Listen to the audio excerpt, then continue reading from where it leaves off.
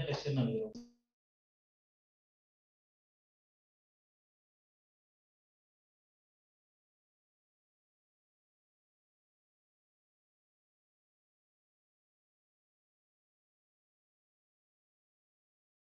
Assignment डाल रखी थी मैंने हर्षित, असाइनमेंट तो लोकस की मैंने डाल रखी थी। ठीक है, जो क्वेश्चन वगैरह के नोट्स हो के साथी बच्चे से मांग लिया था ना, कोई भी साथी बच्चा जिसने नोट किए होंगे क्वेश्चन वो आपको भेज देगा जो उस दिन क्लास में हमने करे। ठीक है भाई, चलिए आगे बढ़ते हैं, स्ट्रेट लाइन में आगे बढ़ते हैं। अगला जो आपका है मेन, हम स्ट्रेट लाइन के ऊपर ही आ चुके हैं। ठीक है, मेन जो टॉपिक है अब से हमारा स्ट्रेट लाइन ही चलने वाला है। चलिए सबसे पहली बात जो इसके अंदर आती है, सबसे पहली बात आती है एंगल ऑफ। जब पहले डेफिनेशन की बात करें तो स्ट्रेट लाइन की ही डेफिनेशन, सबसे पहले स्ट्रेट लाइन की ही अगर हम डेफिनेशन की बात करें तो स्ट्रेट लाइन की डेफिनेशन आप क्या कहेंगे, कैसे किसी लाइन को डिफाइन करेंगे, स्ट्रेट लाइन। ठीक है, तो स्ट्रेट लाइन को हम कैसे डिफाइन करते हैं कि ये लोकस होता है उन पॉइंट्स का जो एक पर्टिकुलर यूनिक डायरेक्शन ही शो कर रहे होंगे।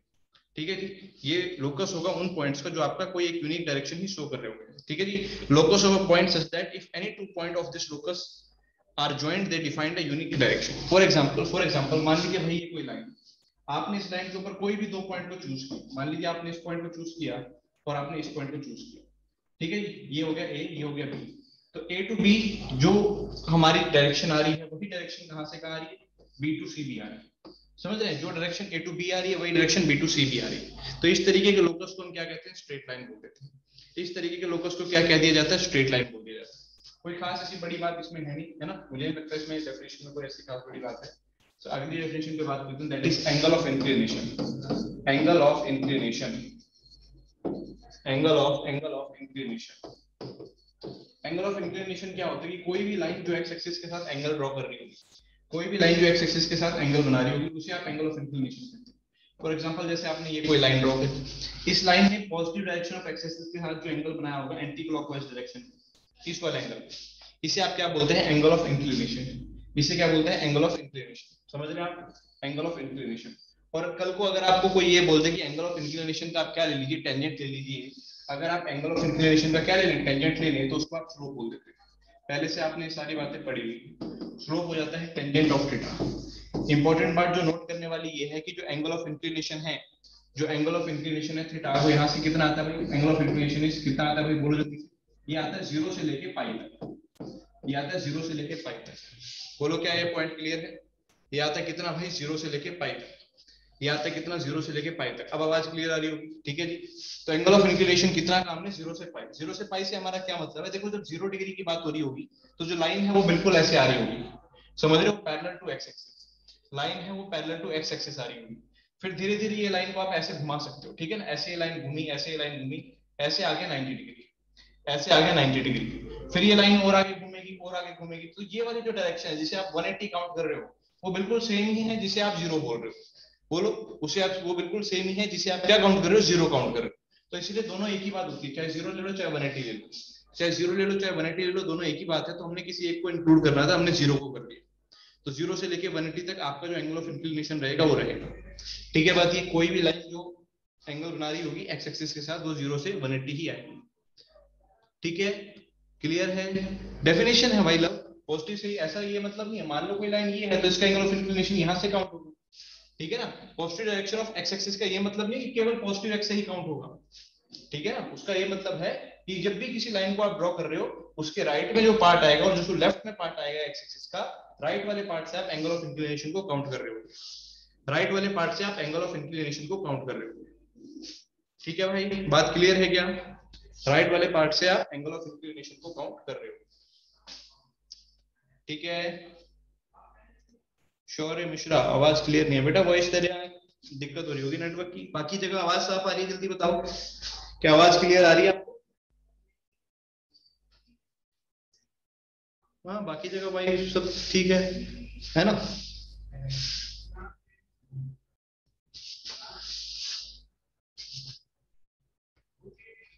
बेटा एक बार लॉग आउट करके फिर लॉग इन कर लियो, श्योर है, शायद ठीक हो जाए। ठीक है,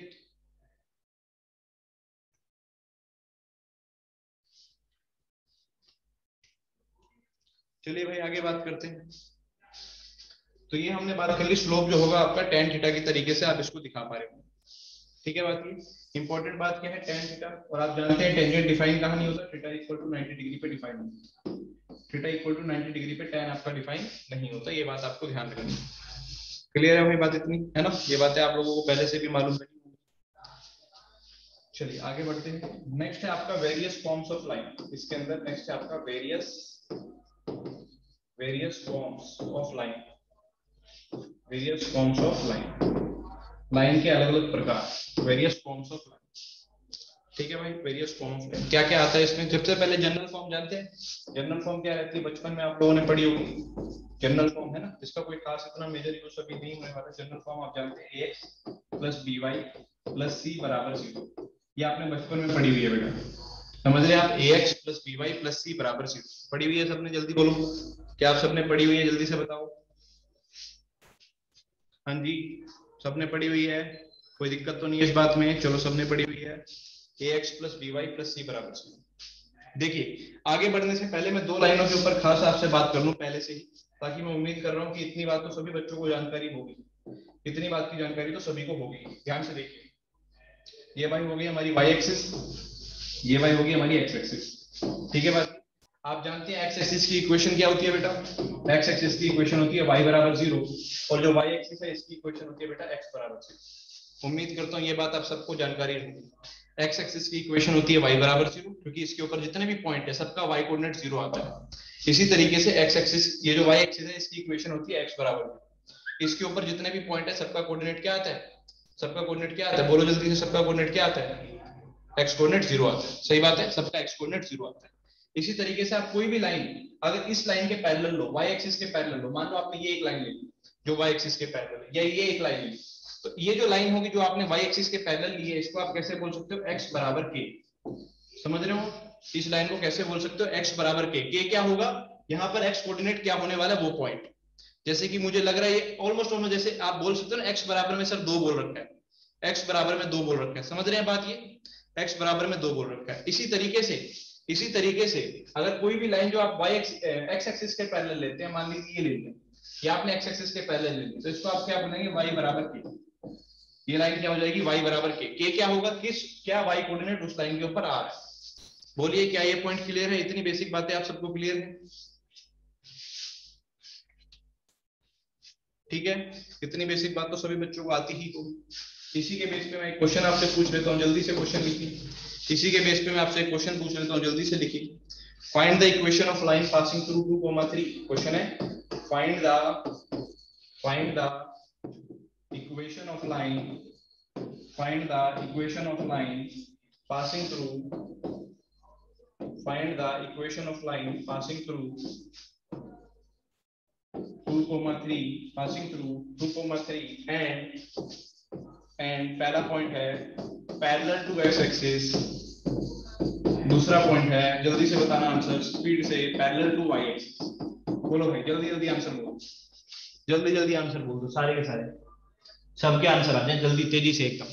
बहुत सिंपल सा क्वेश्चन है, 2,3 से पास कर रही हो, x एक्सिस के पैरेलल हो, y एक्सिस के पैरेलल हो, बोलो जल्दी से।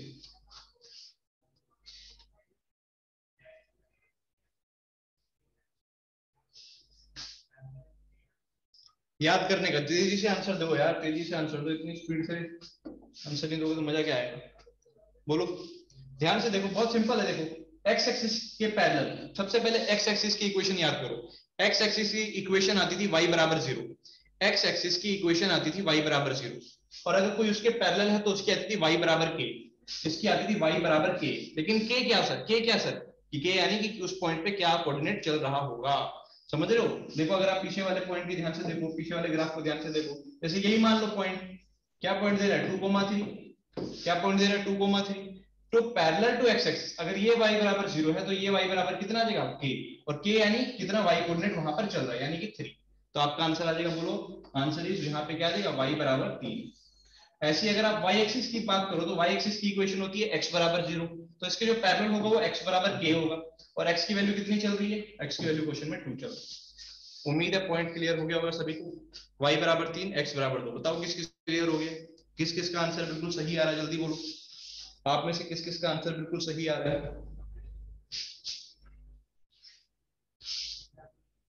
चलो सबका सही आ रहा आंसर, बहुत सही बहुत सही। चलो आगे बढ़ते हैं, फिर तेजी से आगे बढ़ते हैं। मान लीजिए आपको कोई सिंपल सी बात कर लेते हैं। मान लीजिए ये कोई लाइन दे रखी है आपको, ठीक है भाई, ये कोई लाइन दे रखी है, इस लाइन के ऊपर आपने कोई पॉइंट्स ले लिए, जैसे ये कोई पॉइंट था, इसे बोल दिया आपने x1 y1 और इसे बोल दिया आपने x2 y2, दो पॉइंट आ गए, ठीक है जी, इसे बोल दिया x2 y2।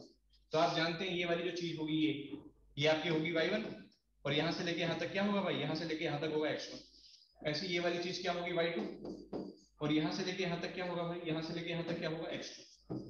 क्लियर है बात? ये होगा x1, ये होगा x2, ये होगा y1, ये होगा y2। उम्मीद करता हूं इतनी बात सबको क्लियर हो। ठीक है भाई बात की, इस लाइन को जब आप आगे लेके जाएंगे, समझ रहे हैं, इस लाइन को जब आप आगे यहां तक लेके जाएंगे तो इसका एंगल ऑफ इंक्लिनेशन आपको यहां मिल जाएगा। थोड़ा सा इसको ऐसे देखिए, ये आगे, ये लाइन आगे आ गई, तो ये एंगल कितना होगा, ये एंगल हमने बोल दिया थीटा होगा। इसी तरीके से अगर आप यहां से इसको ज्वाइन करा दें तो ये वाला एंगल भी थीटा आएगा कोरस्पॉन्डिंग एंगल से। ये थीटा है तो ये वाला भी थीटा आएगा कोरस्पॉन्डिंग एंगल से, ये थीटा है तो ये वाला भी थीटा आएगा कोरस्पॉन्डिंग एंगल से। ठीक है भाई बात ये। तो अगर आप ध्यान से देखें, अगर आप ध्यान से देखें तो ये वाली चीज कितने आने वाली है, ये वाली चीज आने वाली है x2 माइनस x1, और ऑफ कोर्स ये वाली चीज यहां से लेके यहां तक की आने वाली है क्या, y2 माइनस y2। बोलो सही बात है, ये तो x2 माइनस x1, ये y2 माइनस y2। अब अगर आप टेंजेंट को चेक करो, अगर आप टेंजेंट को चेक करो, tan theta perpendicular upon base, यानी कि y2 minus y1 upon x2 minus x1, और tan थीटा ही आपका स्लोप भी होता था, अगर आपको याद हो, tan थीटा ही आपका स्लोप भी होता था। बोलो सही बात है, यही चीज आपकी स्लोप भी होती थी। तो ये आपका फॉर्मूला आ गया स्लोप निकालने। अगर आपको दो पॉइंट दे रखे और आपको स्लोप निकालना है तो कैसे निकालेंगे, y2 minus y1 upon x2 minus x1 करके। ठीक है भाई बात की, अगर पॉइंट निकालना हो तो कैसे निकालेंगे, y2 minus y1 upon x2 minus x1 करके। उम्मीद करता हूँ ये पॉइंट आप सबको क्लियर हो गया होगा। बेटा स्क्रीनशॉट लेते रहना साथ के साथ, ठीक है।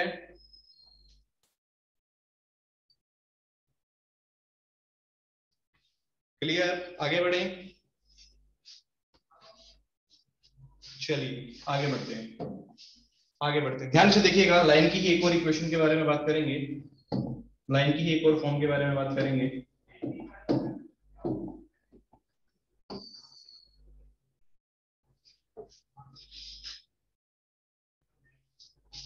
चलो भाई, मान लीजिए हमें एक लाइन दे रखी है, मान लीजिए हमें एक लाइन दे रखी है, ये कोई लाइन है, ठीक है भाई, ये एक लाइन हमारे पास है। अच्छा जी ध्यान से देखिएगा, ये जो लाइन हमारे पास है, ये लाइन ना एक फिक्स पॉइंट से पास कर रही है, ये लाइन ना एक फिक्स पॉइंट से पास कर रही है। देखिए कहां से कर रही है, मान लो ये वो फिक्स पॉइंट है जहां से लाइन पास कर रही है, ये वाला, इसे बोल दिया हमने x1 y1।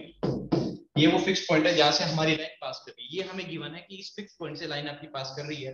साथ ही साथ आपको क्या गिवन है, साथ ही साथ आपको ये भी गिवन है कि जो एंगल ऑफ इंक्लिनेशन थीटा वो आपको गिवन है, एंगल ऑफ इंक्लिनेशन जो थीटा है वो आपको गिवन है। अगर आपको थीटा गिवन है तो आप tan थीटा निकाल सकते हो, आप tan थीटा निकाल सकते हो, यानी आपको स्लोप गिवन है। एक तरीके से आपको क्या क्या चीजें गिवन है वो आपके दिमाग में बैठ जानी चाहिए। एक तो फिक्स पॉइंट गिवन है, एक तो आपको एक फिक्स पॉइंट गिवन है जहां से लाइन पास कर रही है, फिक्स पॉइंट गिवन है, और एक आपको क्या गिवन है भाई, स्लोप गिवन है।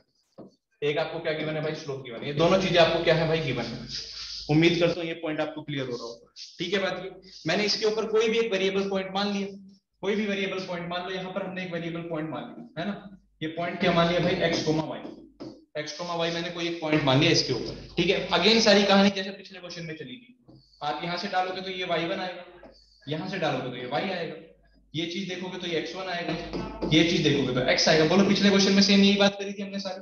तो यहाँ से अगर आपको याद हो, अगर आपको याद हो लास्ट क्वेश्चन में, तो ये वाली जो चीज आई थी, ये है ना, तो ये क्या आ जाएगी, y माइनस y1। उम्मीद करता हूँ सबको क्लियर होगा, y माइनस y1। ऐसे ये वाली जो चीज आएगी, ये क्या आएगी भाई, ये आएगी x माइनस x1, ये आएगी x माइनस x1। तो अगर आप tan थीटा लगाओ, tan थीटा यानी स्लोप लगाओ, तो स्लोप आप देख रहे हैं क्या आ रहा है, y minus y1 upon x minus x1। बोलो आ रहा है कि नहीं आ रहा, y minus y1 upon x minus x1, ये स्लोप आ गया।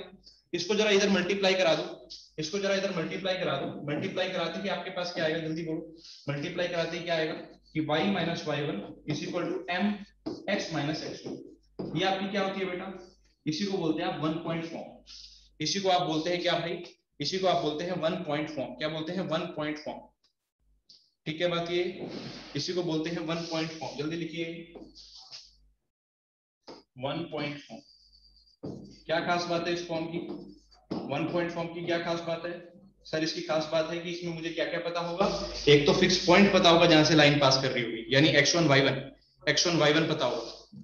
ठीक है, बिल्कुल सेम है बेटा, बिल्कुल सेम है।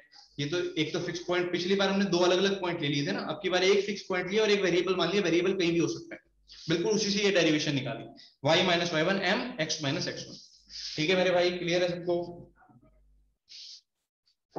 जल्दी बोलो।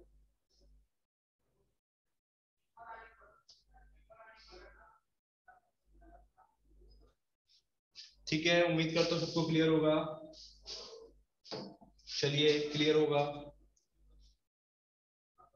क्लियर। चलिए आगे बात करते हैं। क्वेश्चन है आपके लिए, जल्दी से बताइए, जल्दी से बताइए। अगर एंगल ऑफ इंक्लिनेशन आपको दे रखा है कि कितना है भाई, 60 डिग्री है, angle of inclination is 60 degree, और एक फिक्स पॉइंट से लाइन आपकी पास करी है, पॉइंट का नाम है 1,2। जल्दी से लाइन की इक्वेशन लिख के भेजो, तेजी से लाइन की इक्वेशन लिख के भेजो, जल्दी जल्दी जल्दी, फास्ट फास्ट फास्ट एवरीबॉडी। बिल्कुल तेजी से आप लाइन की इक्वेशन लिख के भेजिए, तेजी से लाइन की इक्वेशन लिख के भेजिए, जल्दी करो। अरे तेजी से बोल रहा हूँ यार, तेजी का मतलब समझो, तेजी का मतलब क्या होता है?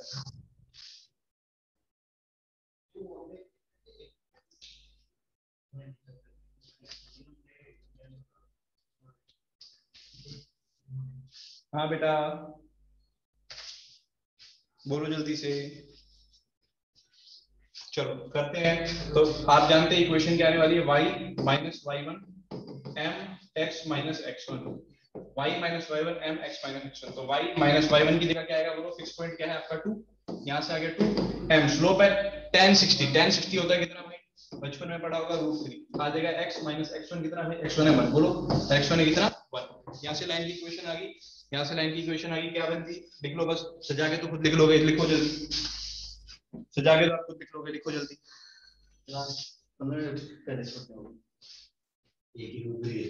जी फ्री है वहाँ पे टीएनजी। तो ना बोलो ना यार, बिना मतलब कोई कैसे आ रहा है क्लास में, जब आप पहले से शेड्यूल नहीं बोल सकते ना, जैसे को यहाँ पे सर बोल सकते, बोल सकता हूँ। देखो यार अब बताओ, देख लो फिर मैं अपनी क्लास में तो ऐसे होगा। मैं एक ऐसे तो एक उस पे ले लो ना, प्लेन बोर्ड पे ले लो, प्लेन बोर्ड पे ले रही, मैं प्लेन बोर्ड पे ले रहा हूँ, तब भी नहीं खाली। अगर यहाँ ऐसे कैसे, ये क्या गड़बड़ हो गई? इन्होंने अपने वो पढ़ा दी ना। मैं भी मोनिका मैम से बात करता हूँ, आप भी बात करो, अभी टाइमिंग थोड़ा आगे पीछे कराते हो जाएगा सब। ठीक है, मैं भी कर देता हूँ। बताओ कितने बजे छोड़ू, छोड़ू कितने बजे वो बताओ। मेरे 3:30 है, तो मैं 15 मिनट लेट कर लूंगा, आप चलो। हाँ जी भाई, चलो आगे बढ़ते हैं। माफी थोड़ी देरी के लिए, आगे बढ़ते हैं। माफी थोड़ी देरी के लिए, थोड़ा सा क्या है कि एक दो दिन शेड्यूल। अच्छा कल से ये बताओ, अगर कल से मैं क्लास 2:30 बजे ले लूँ तो उसमें दिक्कत तो नहीं भाई? अगर कल से क्लास 2:30 बजे ले लूँ, मैं जानता हूँ आपकी नींद थोड़ा खराब होगी, है ना? आपकी नींद खराब होगी, मेरी भी होगी, लेकिन और कोई ऑप्शन दिखता हुआ नहीं मिल रहा है यार, है ना? कोई और ऑप्शन मुझे दिखता हुआ मिल नहीं रहा है जिससे मैं आपको बोर्ड पे पढ़ा सकूं। अदरवाइज वो पेन टैब वाला सिस्टम है, लेकिन उस पर मजा नहीं आता, आप जानते हो, है ना? उस पर मजा ही नहीं आता है। ठीक है, अर्ली मॉर्निंग भी भाई मेरी एक्चुअली क्या है ना, मेरी एक्चुअली 8 बजे से लेके आपका जितना अच्छा होगा। देखो अब की बार भी मैं सच्ची बता रहा हूँ, जितना मैंने आपको पढ़ाया है, जितना मेरा टॉपिक है, आपकी बार का 11th हो गया, थोड़ा सा 12th हमने टच किया मैट्रिक्स डिटरमिनेंट, इसमें से 70 क्वेश्चन के ऊपर बन रहे थे, 70 क्वेश्चन के ऊपर अब की बार भी बन रहे थे भाई। अब आप हिसाब लगा लो, आधे से ज्यादा पेपर बन रहा है एनडीए का, जो अब की बार भी आया है ना? तो अपने ऊपर विश्वास रखो, मेरे ऊपर विश्वास रखो। अगर आप लोगों ने ईमानदारी से इतना पोर्शन भी अच्छे से किया ना, तो आप देखो बड़े आराम से पेपर निकलेगा, आप जानते हो बड़े आराम से पेपर निकलेगा। ठीक है, तो मैं आपको बता दूंगा जो भी रहेगा, है ना? पूरा आपको बता दिया जाएगा जैसे भी रहेगा। क्लियर? चलिए आगे बात करते हैं भाई।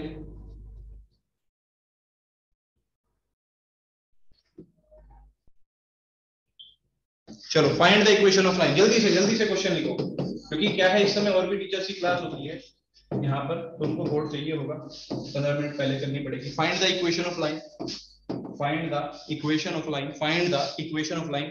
which intersects the y-axis, which intersects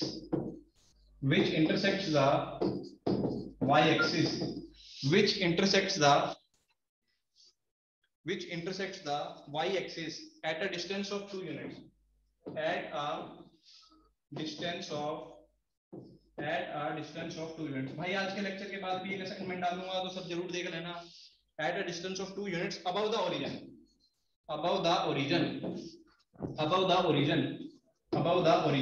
ठीक है जी, above the origin and makes an angle of 30 degree, and makes an angle of 30 degree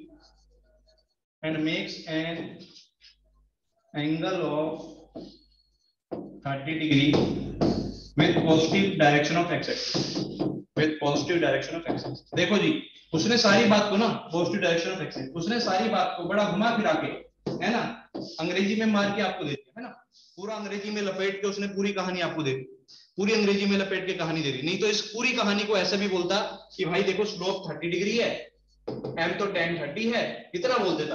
और जिस फिक्स पॉइंट से पास कर रहा है वो पॉइंट क्या बोला उसने, which intersects the y-axis को इंटरसेक्ट करता है at a distance of 2 unit above the origin से 2 यूनिट ऊपर, पॉइंट क्या मिलने वाला y-axis पे 0,2। बस इतनी बात भी वो दे सकता था आपको, समझ रहे हैं कि स्लोप भाई कितना है tan 30 और पॉइंट क्या है 0,2, लेकिन उसने क्या किया, पूरा अंग्रेजी में लपेट के ये दे दिया। ठीक है बात, ये बहुत सिंपल सा क्वेश्चन ही है, ये भी कोई ऐसी खास बड़ी बात इसमें नहीं है।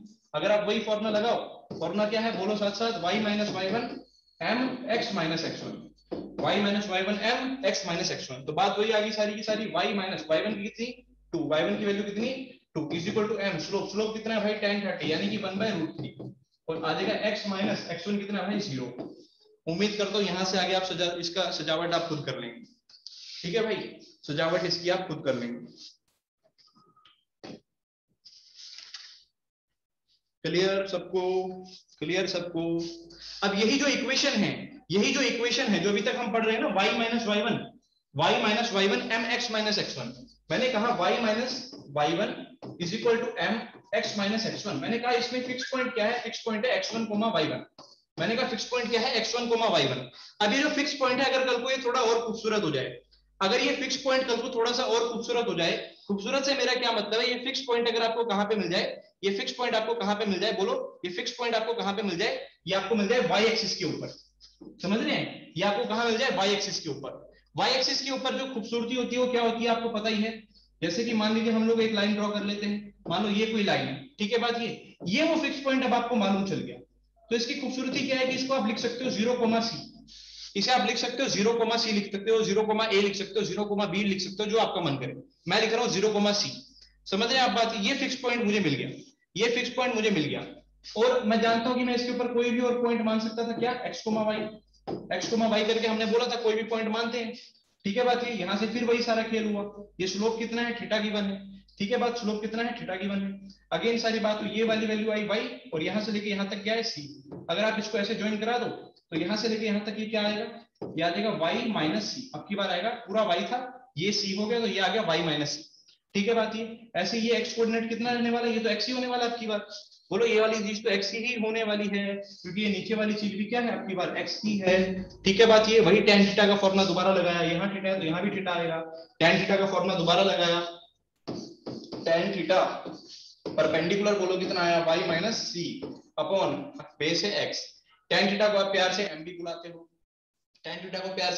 इसको उधर ले जाओ तो क्या आ रहा है देखो, y = mx + c, that is slope intercept form. बहुत ही इंपॉर्टेंट है भाई, slope intercept form of equation of line, slope intercept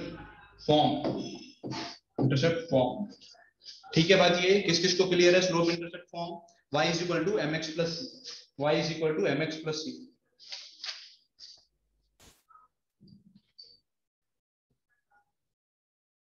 ठीक है,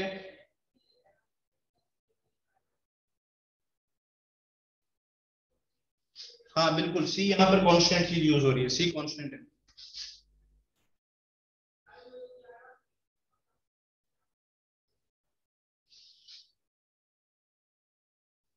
उम्मीद करता हूँ यहाँ तक सब बच्चों को क्लियर हो गया होगा। सर इसमें x 0 होगा ना, कौन सा x जीरो होगा भाई? ये x तो अलग है ना, ये x तो यहाँ वाला, ये जीरो थोड़ी होगा, ये वाली x कोऑर्डिनेट जीरो था, ये x थोड़ी जीरो होने वाला है, वो तो कुछ भी हो सकता है।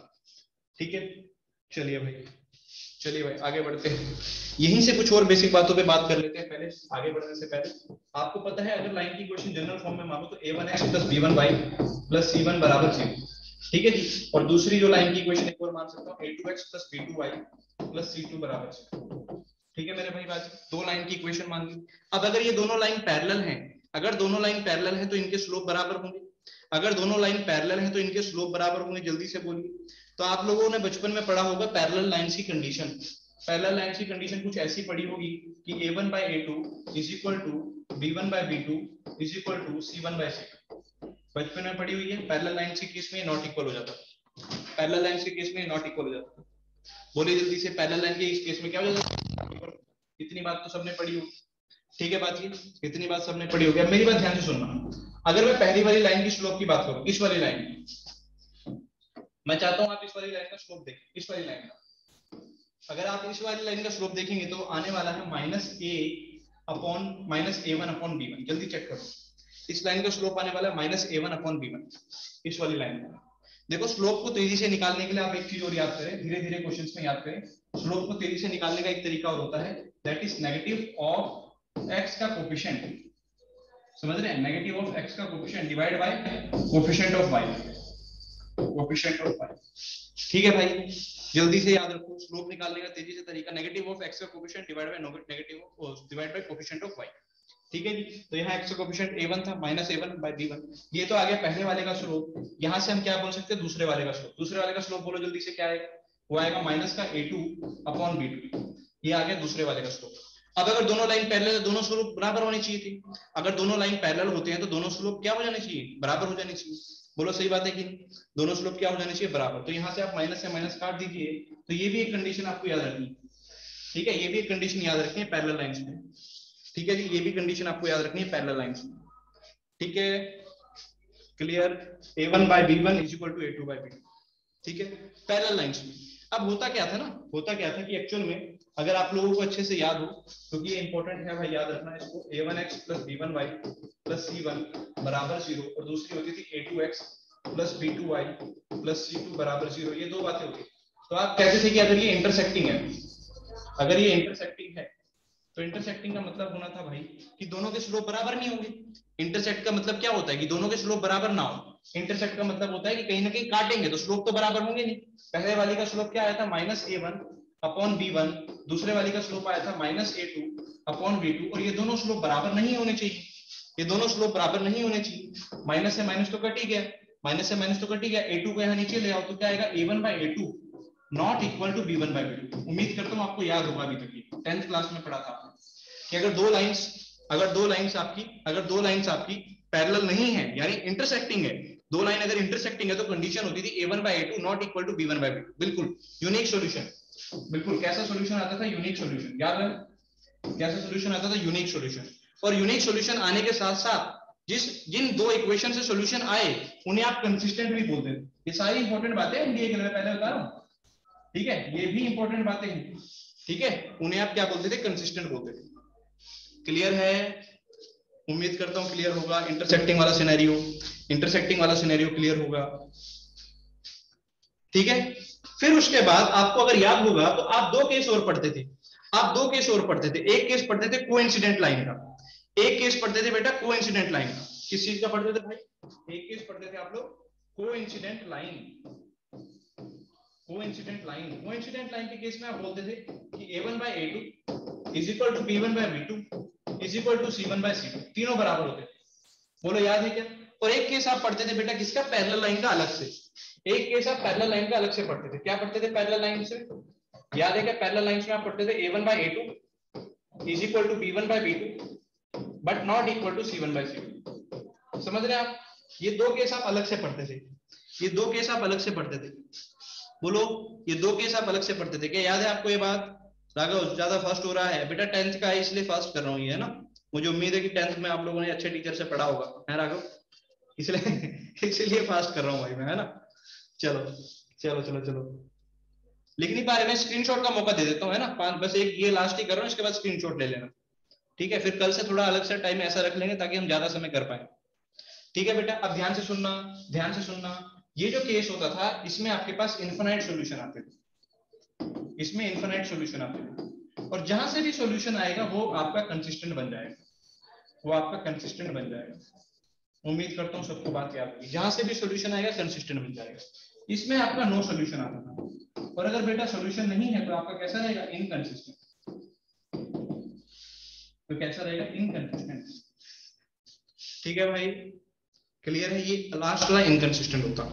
लेकिन लेकिन लेकिन इंपॉर्टेंट बात क्या है, इंपॉर्टेंट बात ये है कि बचपन में जो डेफिनेशन आपने पढ़ी थी पैरेलल लाइंस की, पैरेलल लाइंस की डेफिनेशन ये पढ़ी थी, ऐसी दो लाइनें जो कभी मिले ना, ऐसी दो लाइनें जो कभी मिले ना, इसलिए आप इन दोनों केस को अलग अलग डील करते हैं।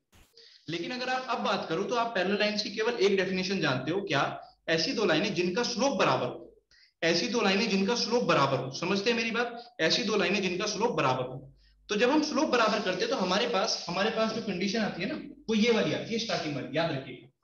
जब हम स्लोप बराबर करते हैं तो ये वाली कंडीशन आती है दोनों में, है ना। अभी हमने पीछे किया ही था दो लाइंस का slope, a1 by a2 is equal to b1 by b2, यानी ये दोनों लाइन ही पैरेलल हैं, ये दोनों ही पैरेलल हैं। समझ रहे हैं आप बात, ये जो 10th और 11th है उसमें इतना फर्क आ गया है आपका कि ये दोनों लाइन क्या है, दोनों ही लाइन पैरेलल में कंसीडर होंगी। ये ऐसी पैरेलल लाइंस हैं, कोइंसिडेंट लाइन क्या, ऐसी पैरेलल लाइन जिनके बीच जो डिस्टेंस है वो जीरो, ऐसी पैरेलल लाइन जिनके बीच का जो डिस्टेंस हो भाई वो क्या हो, जीरो। समझ रहे बात, ये भी पैरेलल है, ये भी पैरेलल है, क्योंकि दोनों में स्लोप बराबर आता है। ठीक है भाई, चलो अब मैं स्क्रीनशॉट का मौका आपको दे देता हूं ताकि आप लोग स्क्रीनशॉट खींच के रख लें। ठीक है, जल्दी जल्दी आप लोग ले लें, है ना। फिर बाकी कल से हम क्लास थोड़ा सा अच्छे से समय पे कर रहे हैं। लोग स्क्रीनशॉट ले लो भाई। बिल्कुल, कोइंसिडेंट लाइन को भी बेटा पैरेलल लाइन ही बोलते हैं। ये पहला पेज का स्क्रीनशॉट जिसने लेना लेते रहो साथ के साथ। ये तो दूसरा, इस पे कोई खास जरूरत है नहीं इसका स्क्रीनशॉट लेने की। ये वाली बात लिख लो, लिखना चाह रहे हो तो, है ना, इसको आप नोट कर लो।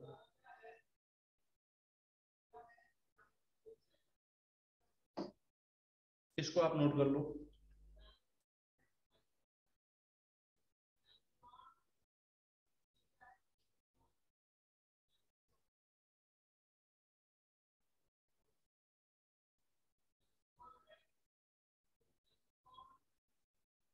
लोकस को बेटा एच के क्यों मानते हैं, एच के सिंपल इसलिए मानते हैं ताकि किसी और वेरिएबल पॉइंट पे चीजें आ जाए, लास्ट में एक्स वाई डाल देते हैं। आप चाहो स्टार्टिंग से एक्स वाई डाल दो, आ जाएगा उससे भी। ठीक है, खींचो भाई इसकी फोटो खींचो।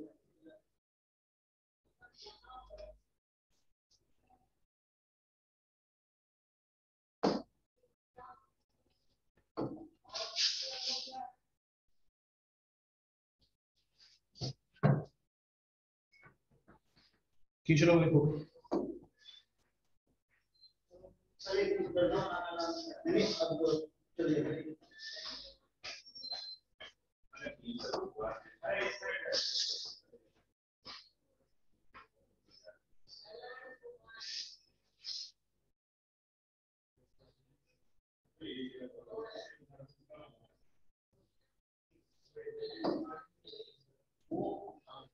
लो भाई स्क्रीनशॉट जल्दी जल्दी दे दो, फिर खत्म कर रहे हैं।